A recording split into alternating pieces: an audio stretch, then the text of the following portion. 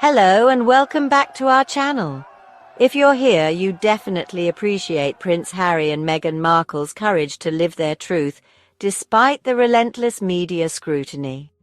Today we're diving into yet another round of royalist commentary that is as predictable as it is absurd.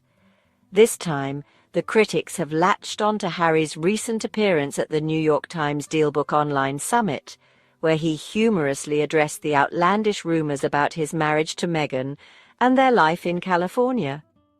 Naturally, royal commentators like Roya and Kate Mansi had a lot to say, but as usual, their remarks say more about them than about Harry. So let's break down what really happened, why the royalists are so rattled, and why Harry's humor is yet another win in his fight against misinformation. Grab your tea or coffee, and let's get started. Let's start with what Harry actually said.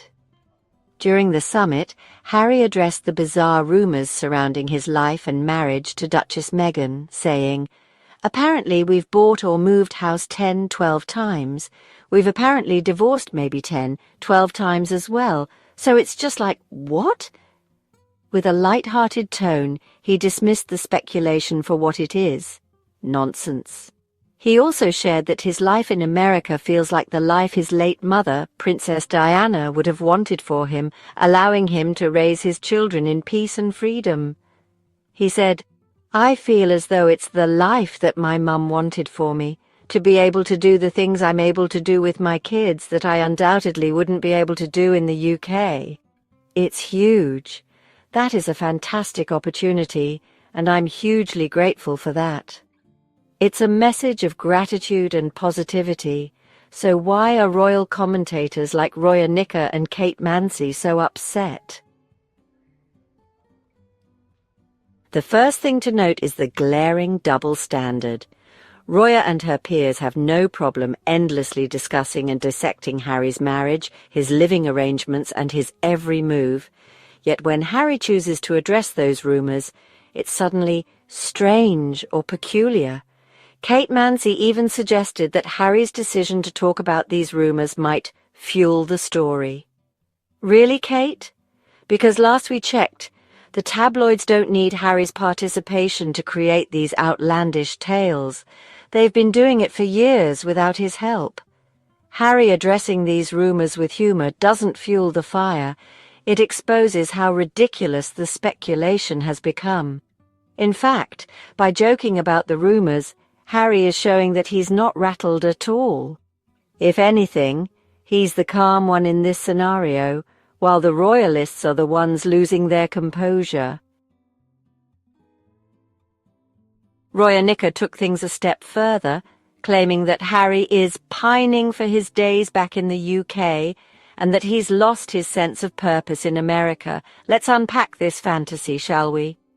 First of all, Harry's own words completely contradict this narrative. He said, "I very much enjoy living here and bringing my kids up here. It's a part of my life that I never thought I was going to live." Harry is grateful for the opportunities he has in the US, opportunities he knows he wouldn't have had if he'd stayed in the UK. He's building a legacy through his work with Archerwell, Invictus, and mental health advocacy.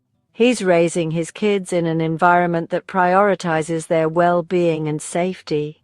Does that sound like someone who's lost his sense of purpose? Or is it just that Roya and her ilk can't stand to see Harry thriving outside the royal system? Here's the crux of the issue.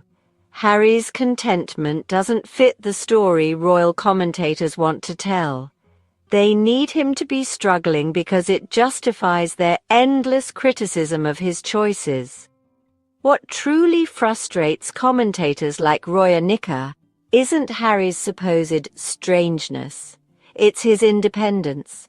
By addressing these rumors on his own terms, Harry is taking back control of his narrative. He's refusing to let the tabloids define him or his marriage. And that's a problem for the royal commentators, who rely on spinning their own narratives to sell stories. When Harry humorously debunks their rumors, it undermines their entire operation. No wonder they're scrambling to paint his actions as strange. But the irony is, their criticism only exposes their desperation. By calling Harry strange for defending his marriage, they're essentially admitting that they're upset about losing the upper hand. Finally, let's talk about Harry's claim that his life in America is the life Diana would have wanted for him. It's a poignant reminder that Harry's choices are deeply rooted in his values.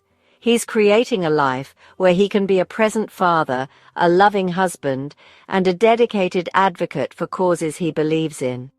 In the past few months alone, Harry has participated in global summits, launched impactful projects through Archewell, and continued to champion mental health and veterans' causes. If that's not a purposeful life, we don't know what is. The idea that Harry is somehow lost in America is pure projection from people who can't fathom stepping outside the royal bubble. And it's not just about escaping the royal bubble. It's about building something meaningful for himself, Meghan, and their children. And he's doing it while being true to Diana's values of compassion, authenticity, and service. Let's step back and look at the bigger picture.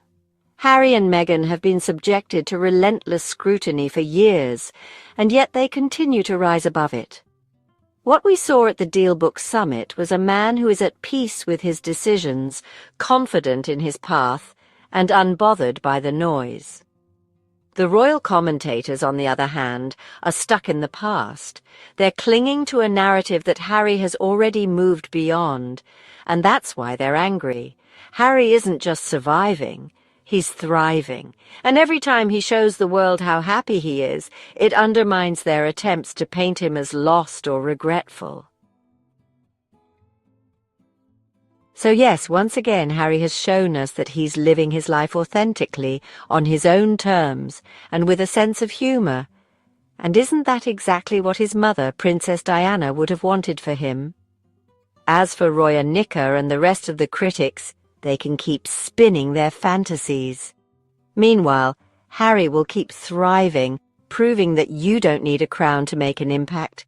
Anyway, what do you think? Is Harry's humour the perfect way to handle these ridiculous rumours? Are commentators like Roya, Nikkah, and Kate Mansi simply projecting their own fantasies onto him? Let us know your thoughts in the comments below. Thank you for joining us today. If you enjoyed this video, don't forget to like, comment, and subscribe. Until next time, stay true to yourself and keep shining. See you in the next video.